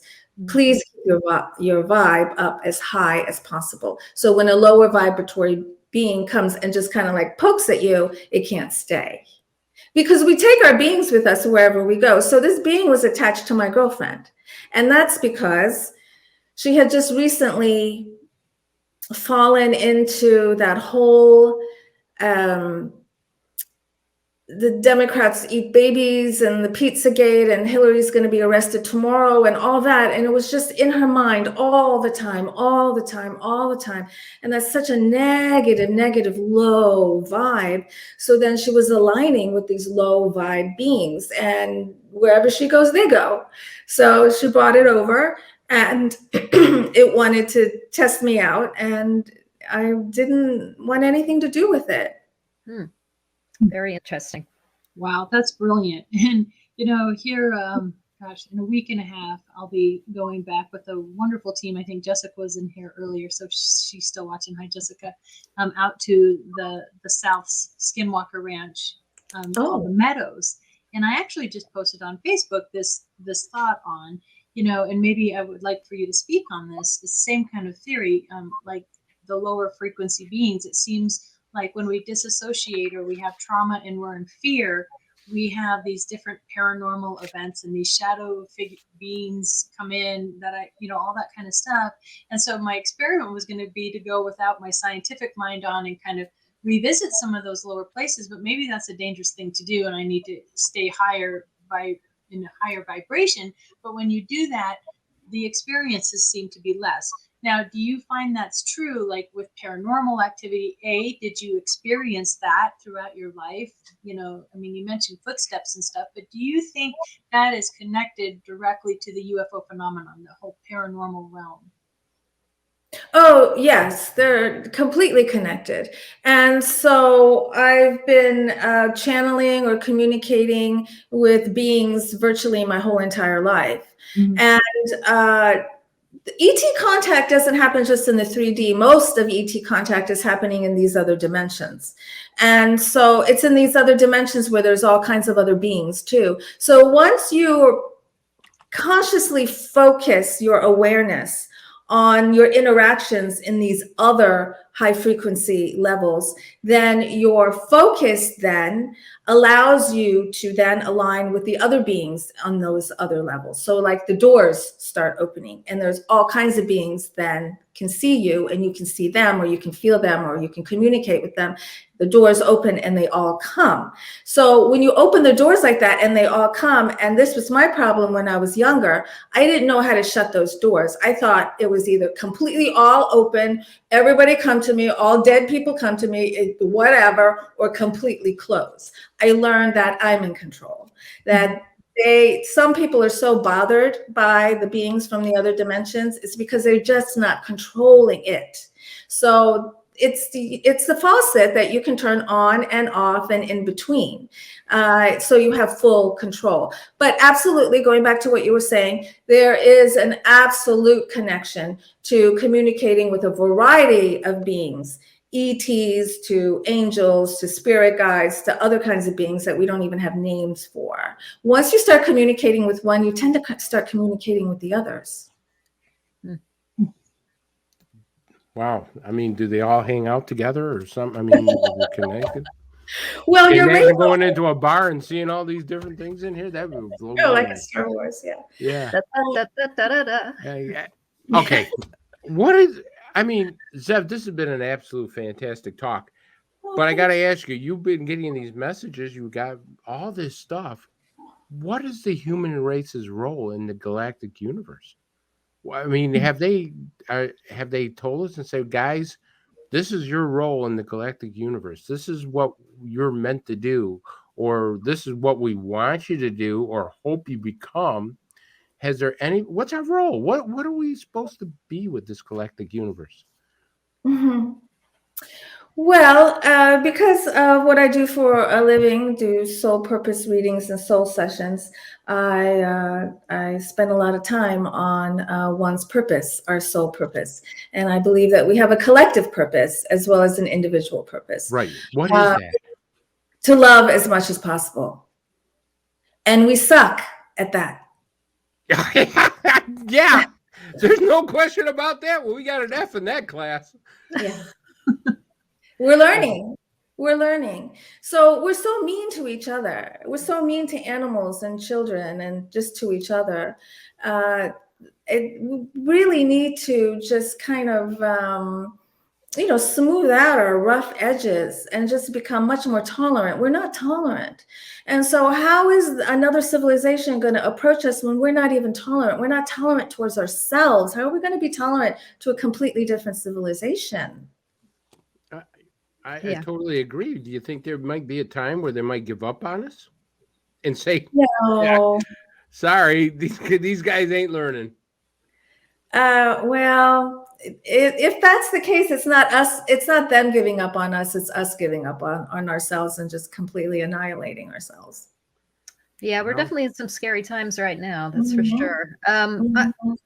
I am curious to know, I feel like in almost every episode, I end up sounding like a commercial for the Monroe Institute, but I am really passionate about what they do there. And obviously you learn to take your meditation to a whole new level. But one of the things that Bob Monroe really stresses is, as you're getting into your meditation, is protecting yourself and deciding, what you can let in, you can see and you can experience, but that you have control. So I'm curious. And in fact, I think some of our viewers were asking this as well. If you meditate, if you use that kind of, protection around you.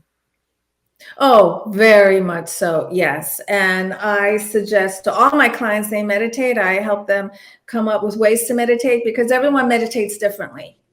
And actually, my favorite way of meditation is not to make your mind silent or quiet. Actually, I think that when you meditate, there should be some activity going on there and you should be learning things and feeling things. I do meditate and I find it crucial if you want to connect with your heart and if you want to live a life of authenticity, then meditation is crucial. And in your meditations, you can do astral travel, you can connect with other beings, you can see the future, you can get advice. So one of the best places to meditate is in the shower. Because you have that really warm water on your crown chakra and you're kind of isolated You don't hear a lot of noise except just the water. And you're allowing your mind just to go free to think. It's a wonderful place to meditate. I get downloads in the shower. I don't know Yeah. what it is. It could be any Yeah. time of day that I'm taking a shower, and all of a sudden I'm like, I need pen and paper. It happens so Love fast. Yes. I never thought. I thought that was my little quirk, but that's actually making more sense now. Yes, I had a out of body experience in the shower. I was washing my hair, and next thing I know, I'm looking at myself from up in the corner, up in the ceiling. I'm watching myself wash my hair, and it was so vibrant and so vivid. It was just a few seconds, and then ding, I'm back in my body again. I'm like, what the heck was that? But I guess I was just so relaxed that I could explore that ability that we all have to switch our focus from here to there. Yeah. Because we're everywhere. So we're just switching our focus to the other parts of us that are having experiences everywhere. Yeah. A question that I have, a couple again. Do you, through your work with experiencers, do you often find, and I hear it a lot, that these things tend to run in families? So did other family members in your family have experiences? Mm-hmm. Yes, but they weren't verbal about it. I really didn't find out about a lot of my father's paranormal experiences until after he died. He died a few years ago, and my mother gave me a book where he had written down all his paranormal experiences, and I had only known about a handful of them. Oh, wow. So he also wrote his theory of gravity and astrophysics, and he claimed that part of that came from outside of him. My mother's very psychic, and so is my sister, but none of them really were intrigued by it as much as I was or I am. I also think there's some fear maybe with a couple of my family members of going there. So it's definitely in my family. I was taught to meditate in 5th grade. So I've been meditating since 5th grade. I was taught about the astral body and about the different planes. So this has been a part of my childhood or part of my life since I was a very little girl. Mm-hmm. My parents were beyond their years, and my parents were innovators. Right. Do you think it stays with you until your end, or maybe your next life, or do they stop watching you eventually or contacting you after a certain age, or is it throughout your whole life? The ET contact, the paranormal contact? Yeah. I'm sorry, did you ask me, will it continue my whole life? Yeah, yeah. I believe it will, because that's where my focus is and that's where my awareness is. I've expanded my awareness to include that, and that is what my life is. So I believe it shall continue. Okay. Very good. We have a question from a viewer, Brett Clark. Hi, Brett. He's asking, why wouldn't ETs just make their presence known? Just their presence would make humanity feel insignificant and to rethink their role and feel like we need to band together. Mm-hmm. Thank you, Brett. Well, they have made themselves known. It's pretty obvious. There's a lot of proof. If you're looking for something more dramatic, we're going to have to wait a little while longer, but they are making themselves known. And for people who say there isn't proof, I'm like, my God, there's so much proof. Come on. You're just not ready. You just don't want to see it. Well, I think you also said in your book, if they did land on the White House lawn, it might be guns drawn. They probably know better than most people that hop over that fence. It doesn't, end up too well for them, right?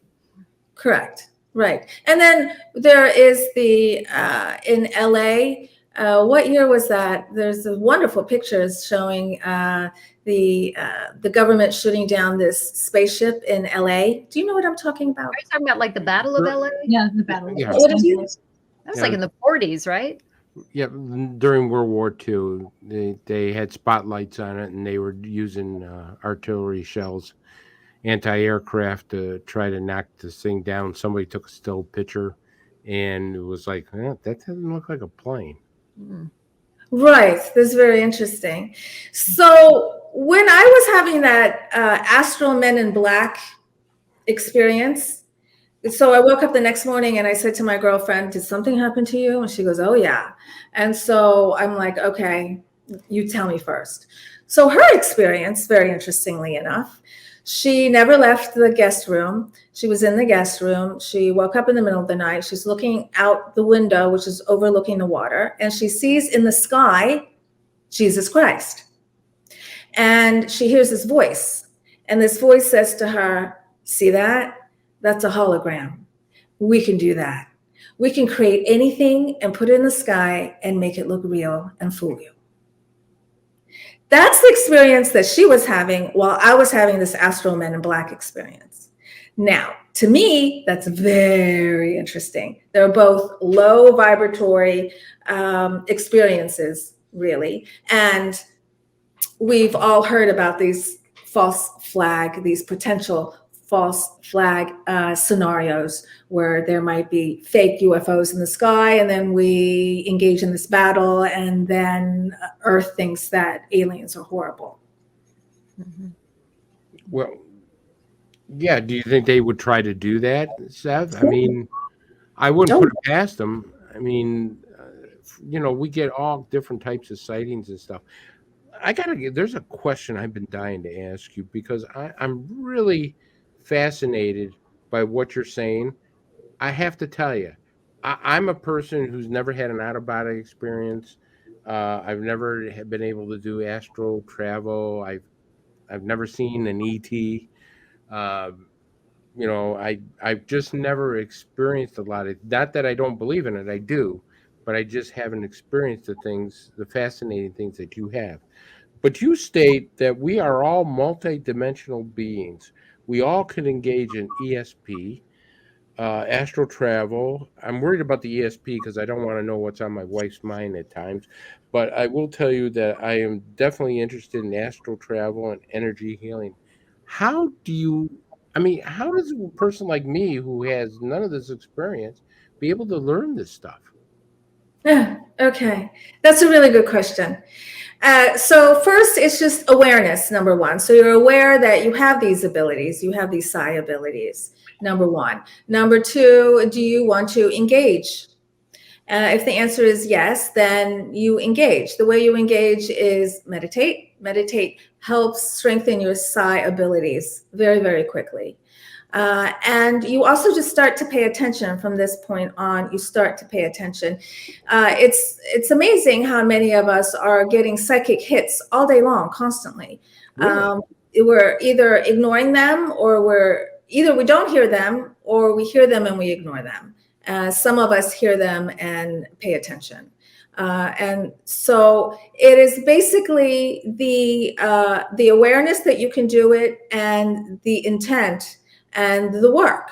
But focus and awareness is really most of the game. If you know you can do it and you're aware of your abilities, and you just throughout your day, just kind of check into how your body's feeling. Do you have some kind of tingly sensation in some part of your body, which is a sign? Because we get this interdimensional information sometimes relayed to us in a very, very 3D way through our body and how we feel. But do you recommend meditation in the beginning, or because I'm a novice when this stuff, I'm fascinated by everything that you've done, but I'm a novice and I want to learn. So me being in this thing, do you say, Chris, you got to start with meditation, or you got to take hot showers, or whatever it takes to do that type of thing? Okay, so this is what how do you start? Okay, this is 101. I have an easy way for you. I have something very easy. On my YouTube channel, Alien Spirit TV, I have a series of, so there's the one, how to channel part 3, how to channel part 2, how to channel part 1. And at the end of those, there are guided meditations that I created to help you connect with otherworldly beings, to help you do astral travel, just to help you expand your psi abilities. And that's all free. And I created those meditations. And from the people who do the meditations, people are going places. They're seeing things. They're coming in contact with dead loved ones. So they do work. So I would suggest that. And it's guided, so you don't have to make yourself blank. You just put in your earphones, listen to the music. I intentionally pick very high vibe music to get you to that place, because you have to get into a high vibration so then you can really perceive this high frequency information that's coming through. Do you, Sev, I've done some research on this in the past, the pineal gland and the decalcification of the pineal gland. I mean, is that something that's real, that can help in, your psychic awareness? Yes, there is a lot of talk about the calcification of the pineal gland. A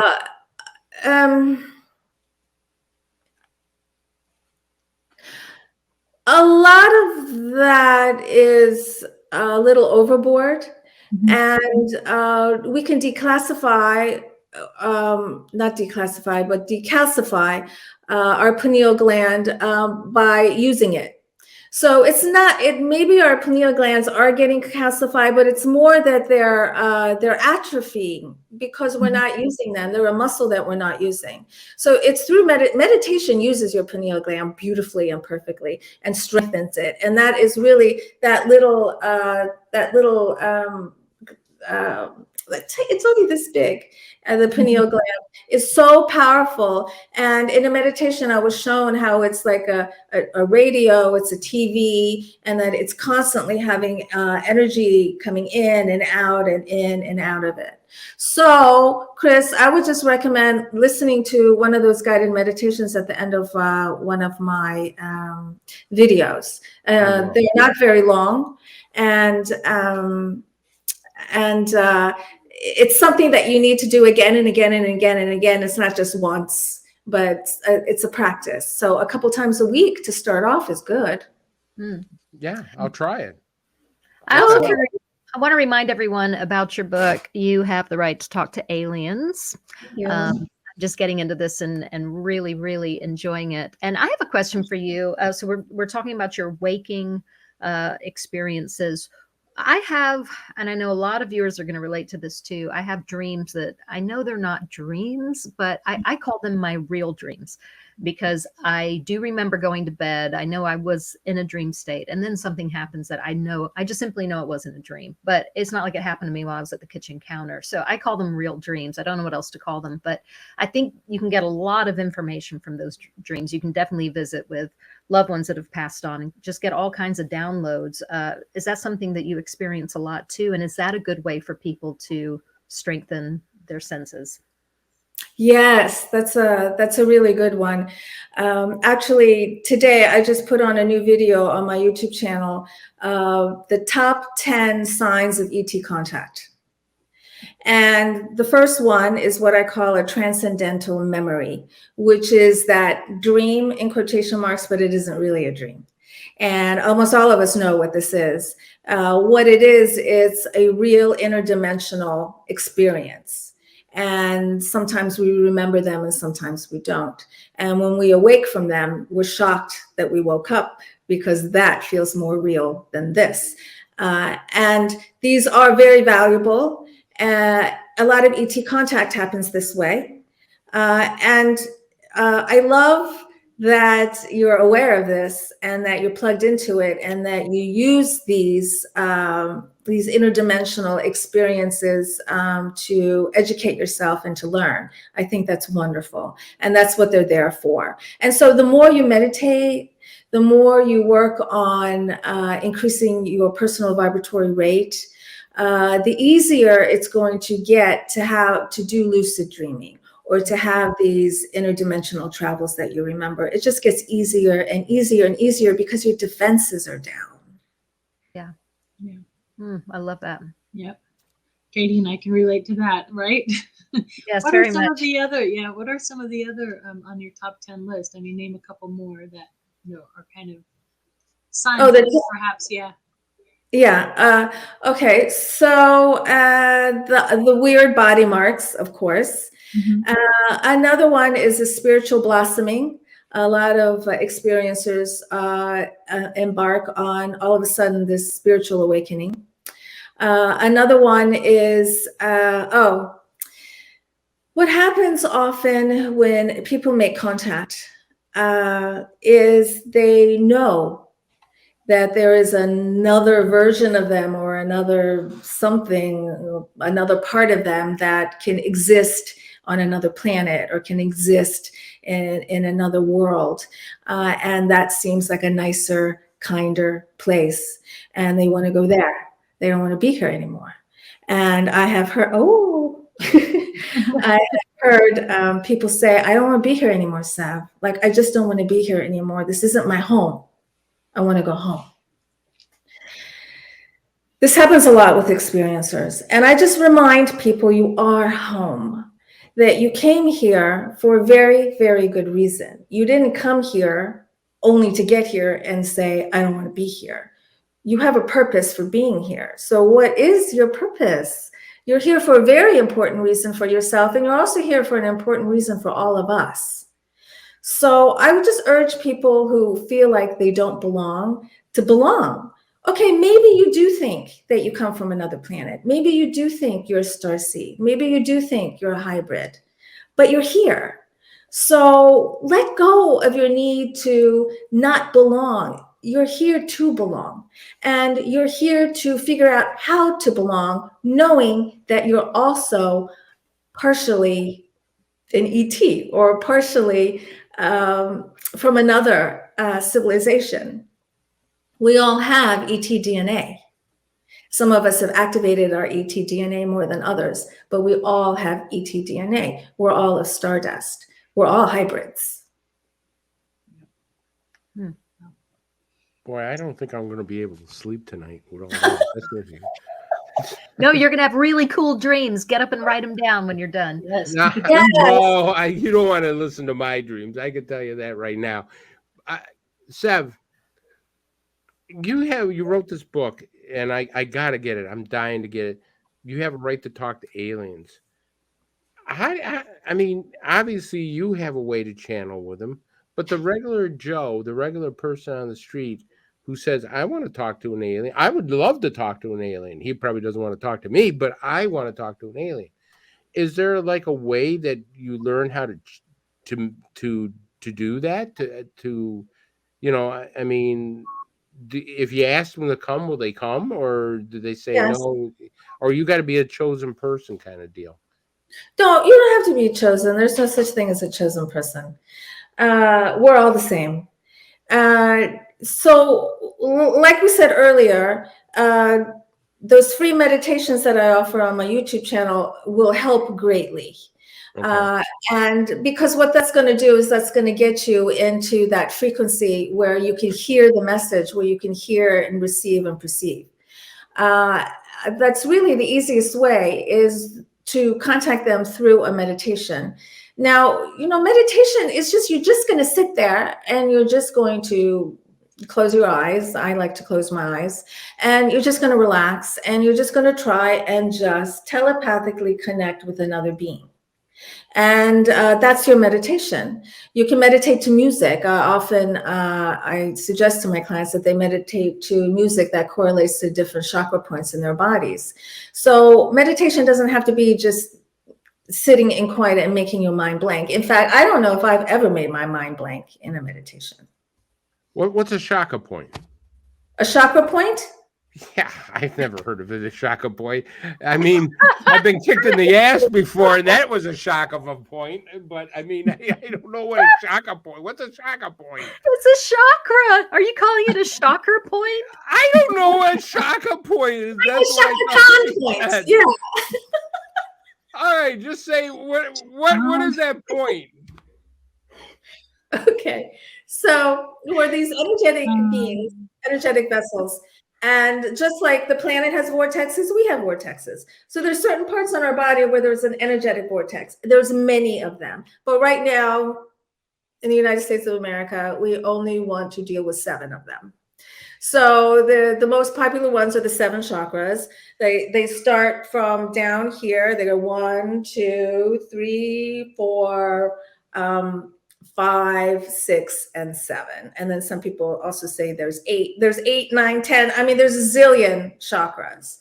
And so each one of these chakras sits in a particular part of your body, and they have to do with certain elements of the personality, so to speak. For instance, if your first chakra is unhealthy, your first chakra would sit down here, like between your legs. That's your first chakra. That's like an earth chakra. It connects you to the earth. You can envision energy coming from the cosmos in through the top of your head, through the crown chakra, going all the way through your body, and then coming out. You can also come out through your feet into the earth, grounding you. So we're really like funnels. We're taking energy in and out and in and out, just like the pyramids. That's what the pyramids do. So let's say that your first chakra is not healthy. The energy in your first chakra is not moving around freely. So what that does is it can cause biological issues. It can cause mutations. It can cause illnesses in that part of your body, in the sexual reproduction part. And also your personality, your desires, your fears are also correlated to how healthy or unhealthy your chakras are. So for people with unhealthy first chakras, they tend to be, they're dealing with issues of fear, dealing with issues of not feeling secure, dealing with issues of not feeling safe. Also, sometimes in that area, there's a sexual issue too, either oversexed or undersexed. And then you could just move all the way up the chakra system, and by determining maybe where you have a personality hang-up or a mental hang-up, you can then determine where in your chakra system that particular vortex or that particular point isn't moving around. Okay, I have a question. I have to bust in. I'm so sorry. Yeah. We've got 1 minute left.